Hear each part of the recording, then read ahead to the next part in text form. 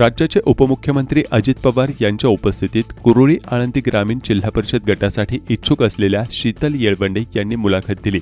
या भेटीदरम्यान त्यांनी आपल्या आत्तापर्यंतच्या समाजसेवेच्या कार्याचा सविस्तर अहवाल अजित पवार यांच्यासमोर सादर केला। तसेच पुढील काळात जनतेच्या सेवेसाठी अधिक जोमाने काम करण्याचा विश्वास नेत्यांना दिला।